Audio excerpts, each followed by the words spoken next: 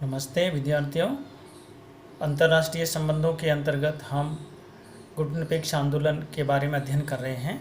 और गुटनिरपेक्ष आंदोलन जो कि द्वितीय विश्व युद्ध के बाद जो शीत युद्ध शुरू हुआ था, उस शीत युद्ध के दौरान गुटनिरपेक्ष आंदोलन की शुरुआत होती है। जो नव स्वतंत्र राष्ट्र हैं वो ये जो गुटनिरपेक्ष आंदोलन के तहत एक अपनी स्वतंत्र विदेशी नीतियों को अपनाने के लिए, अपनी स्वतंत्र अस्तित्व को बनाए रखने के लिए इस आंदोलन की शुरुआत करते हैं। और एक बहुत बड़ा योगदान इसका ये मान सकते हैं कि शीत युद्ध के दौरान दो महाशक्तियों के बीच में गुटनिरपेक्ष आंदोलन ने एक बहुत बड़े पुल के रूप में कार्य किया था और तनाव को कम करने का प्रयास किया था, कम करने का कार्य किया था कि दो महाशक्तियाँ जो एक तनावपूर्ण वातावरण में उस समय पूरा विश्व बटा हुआ था और तनावपूर्ण वातावरण बना हुआ था, कभी भी पुनः युद्ध होने की स्थिति आ सकती थी।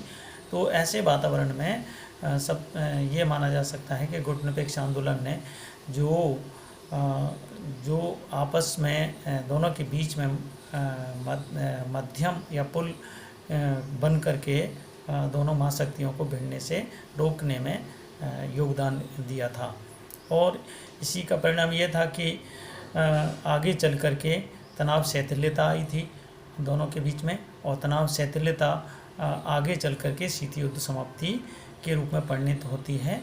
और जो स्वतंत्र जितने भी देश थे उन सबको संयुक्त राष्ट्र संघ में समानता का, बराबर का स्तर देना, उनकी आवाज़ को बुलंद करना, तृतीय विश्व की जो आवाज़ है उस तृतीय विश्व की आवाज़ को अंतर्राष्ट्रीय मंचों पर उठाना, ये सारे कार्य ये जो गुटनिरपेक्ष आंदोलन है इसके माध्यम से इन देशों के द्वारा रखे जा सके थे।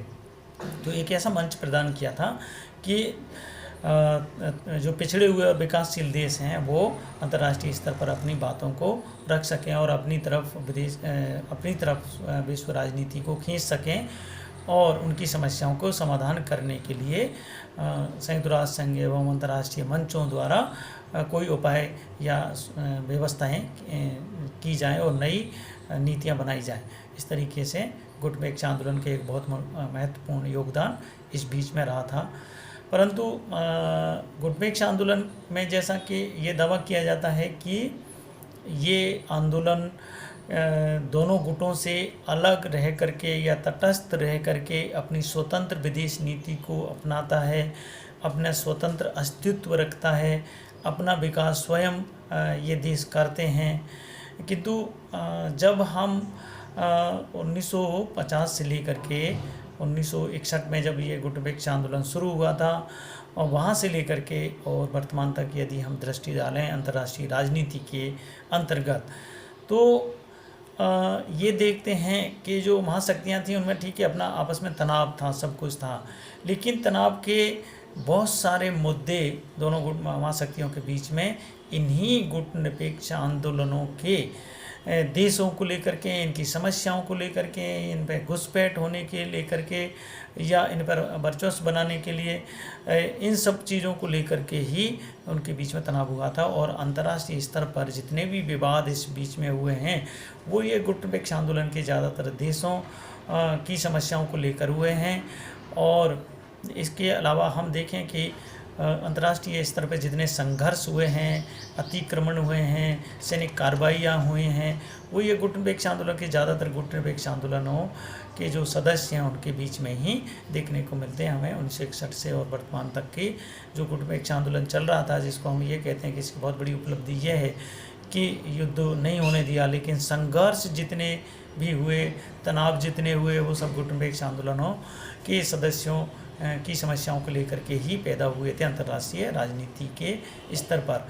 तो एक तरीके से ये इसके जब अपने सदस्यों को ये नहीं संभाल सकता तो अंतर्राष्ट्रीय स्तर पर शांति व्यवस्था स्थापित करने का क्या प्रयास कर सकता है। इस तरीके से आलोचना गुटनिरपेक्ष आंदोलन की जाती है कि ये अपनी जो नीतियां हैं, अपने जो उद्देश्य हैं उनको प्राप्त करने में या सही सिद्धांत बनाने में सफल नहीं हो पाया है। इसके अलावा इसकी जो नीति हैं वो एक तरीके से अव्यावहारिक हैं कि एक तरफ ये सिद्धांत में ये कहते हैं कि हम दोनों ही महाशक्तियों से या किसी भी सैन्य गुट से या किसी भी शस्त्रीकरण वगैरह से इन सबसे दूर रहेंगे और एक स्वतंत्र विदेश नीति अपनाएंगे, स्वतंत्र विकास करेंगे, सारी चीज़ें कहते हैं। परंतु दूसरी तरफ यदि हम दृष्टि डालें तो बहुत सारे देश तो साम्यवाद की तरफ पिछलग्गू बने हुए हैं और इनमें से बहुत सारे देश पश्चिमी जगत के संयुक्त राज्य अमेरिका के पिछलग्गू बने हुए हैं। उसकी हम यहाँ या सैनिक गुट बना रखे हैं या सैनिक संधियाँ उनके साथ में कर रखी हैं। तो ये एक तरीके से एक अव्यावहारिक जो नीति है वो इसमें नज़र आती है। सिद्धांतिक तौर पर ये चीज़ें अच्छी लगती हैं, लेकिन व्यवहार में ये इस नीतियों को सही तरीके से लागू नहीं कर पाए हैं। इसके जो देश हैं वो कहीं सैनिक गुटों से जुड़े हुए हैं, कहीं सैनिक संधियाँ कर रखी हैं, महाशक्तियों के साथ में विभिन्न प्रकार की संधियाँ कर रखी हैं, ये सारी चीज़ें। और यदि वर्तमान में देखें तो ये जो है इसकी जो ये दावा किया जाता है कि स्वतंत्र अस्तित्व है, विदेश नीतियाँ हैं, लेकिन इनको जो महाशक्तियाँ हैं वो अपने पक्ष में लेकर के या आर्थिक सहायता दे करके या सैनिक कार्रवाई करके ये इनको अपने पक्ष में खींचती रहती हैं। चाहे वो हम कुवैत का मामला ले लें या इराक ईरान वाला मामला ले लें, अफ़गान का मैटर को ले लें या भारत और चीन का जो संघर्ष हुआ उस मैटर को ले लें, तो ज़्यादातर में यही हमें देखने को मिलता है कि ये जो महाशक्तियाँ हैं उन्होंने अपने हिसाब से सारी राजनीति को चलाया और इनको उपयोग किया, यूज किया है। और ये गुटनिरपेक्ष जो आंदोलन है ये अपने सदस्यों की सुरक्षा ही नहीं कर पाया या अपने उनको अपनी जो विदेश नीति है, स्वतंत्र नीति है, स्वतंत्र नीति को सुरक्षित करने में बहुत ज़्यादा सहयोग ये नहीं कर पाया। तो इस तरीके से भी इसकी आलोचना की जा सकती है, की जाती है। तो जब ये कि ये अपने देशों की ही सुरक्षा नहीं कर पाता है राष्ट्र ये गुटनिरपेक्ष आंदोलन, तो दूसरों के लिए सिद्धांत क्या देगा, प्रवचन क्या देगा या महाशक्तियों के लिए क्या सिखाएगा। एक और इसकी आलोचना की जाती है कि संकुचित नीति है, इसके आधार पर भी इसकी आलोचना की जाती है। गुटनिरपेक्ष आंदोलन में जो विदेशी नीति है वो पूरी तरीके से अपने आप को ये बांध नहीं पाई है कि भाई गुटनिरपेक्ष को जिस तरीके से इसने सिद्धांत बनाए उन सिद्धांतों पर इनकी खुद के सदस्य उन पर नहीं चले, दूसरों के लिए ये क्या प्रेरणा देंगे। तो ये भी इसकी आलोचना की जाती है। इनकी जो नीतियां हैं वो सब जो गुट हैं उनके आसपास में ही घूमती रहती हैं और स्वतंत्र अस्तित्व बना करके नहीं रखती हैं। ये भी इसकी संकुचित नीति के रूप में आलोचना की जाती है। और इसमें जैसे राष्ट्रीय हितों की सुरक्षा करने के अलावा इन्होंने दिखावा ज़्यादा किया है।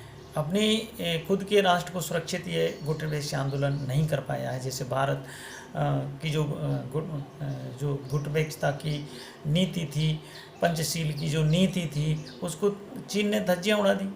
इसी तरीके से जब हम ईरान इराक का मामला है, अफ़गानिस्तान के मामले को ले लें तो उसमें सोवियत संघ का हस्तक्षेप, अमेरिका का हस्तक्षेप होता ही रहता है। वियतनाम में हस्तक्षेप हुआ तो उसमें भी ये जो आंदोलन है गुटनिरपेक्ष आंदोलन वो कुछ नहीं कर पाया।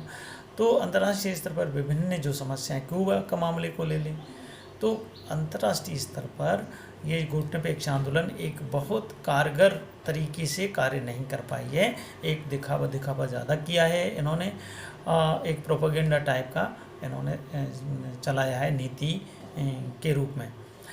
इसके लिए कोई एक विशेष प्रकार की दिशा नहीं दी हुई है इस गुटनिरपेक्ष आंदोलन को। इस आधार पर भी आलोचना की जाती है, यह एक दिशा नहीं दे पाया है। कभी बहुत सारे देश जो है साम्यवाद के पिछलग्गू बने हुए हैं, बहुत सारे देश जो है पूंजीवाद के पिछलग्गू बने हुए हैं। तो वो जैसे चाहते हैं वो ऐसे तोड़ते मरोड़ते रहते हैं। तो इस आधार पर भी गुटनिरपेक्ष आंदोलन की आलोचना की जाती है। इसमें जो अंतर्राष्ट्रीय राजनीति में जो विशेष प्रकार का परिवर्तन नहीं कर पाया, ये भी भी आलोचना की जाती है कि जो महाशक्तियाँ हैं, जो विकसित देश हैं, उनको बहुत ज़्यादा प्रभावित ये नहीं कर पाया। जो महाशक्तियाँ हैं वो अपने हितों को, अपने स्वार्थों को, अपनी नीतियों को अपने पक्ष में लाने में सफल रही हैं और अपने राष्ट्रीय हितों को ध्यान में रख करके ही हमेशा अंतर्राष्ट्रीय राजनीति का उन्होंने उपयोग किया है। गुटनिरपेक्ष आंदोलन के जो सदस्य हैं वो अपने पक्ष में, अपने हितों के लिए इनसे बहुत ज़्यादा कार्य नहीं कर पाए हैं अंतर्राष्ट्रीय स्तर पर। तो एक तरीके से अंतर्राष्ट्रीय राजनीति को ये परिवर्तित करने में भी असफल रहे और संयुक्त राष्ट्र संघ को भी ज़्यादा प्रभावित नहीं कर पाए, क्योंकि जब भी अंतर्राष्ट्रीय स्तर पर कोई मैटर उठता तो जो 5 महाशक्तियाँ हैं जिनको वीटो पावर दे रखी है, वो वीटो पावर का प्रयोग करके अंतर्राष्ट्रीय राजनीति में कहीं पर भी अड़ंगे लगा सकते थे। और गुटनिरपेक्ष आंदोलन के जो देश हैं वो इस तरीके की अड़ंगेबाजी पैदा नहीं कर पाए या किसी भी नीति को प्रभावित नहीं कर पाए थे। यद्यपि दबाव बनाया जाता था और आवाज़ उठाई जाती थी, लेकिन उसको जब तक वो आवाज़ से कोई प्रभावित नहीं हो नीति, तब तक उसको कारगर नहीं कहा जा सकता है।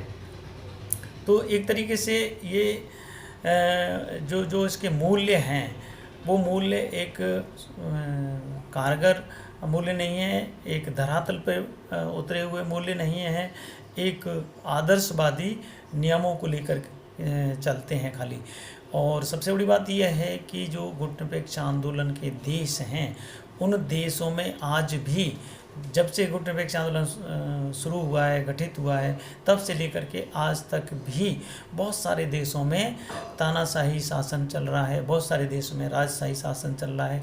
लोकतंत्र का ढिंढोरा पीटते फिरते हैं, किंतु इनके खुद के सदस्यों के अनेक देशों में जो है वो राजशाही शासन है, निरंकुश शासन है, तख्ता पलट इसमें हो जाता है, एक दल का वर्चस्व इसमें हो जाता है, कोई निरंकुशता स्थापित कर लेता है, लंबे समय तक चुनावों को प्रभावित करते हैं। तो लोकतंत्र को ही स्थापित नहीं कर पाया तो ऐसा गुटनिरपेक्ष आंदोलन किस काम का है।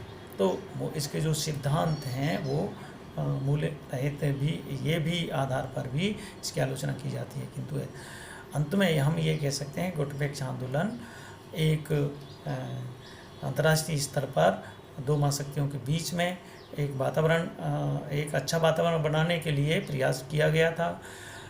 जो देश हैं, स्वतंत्र देश हैं, उनके लिए एक नई दिशा दी गई थी इसके माध्यम से।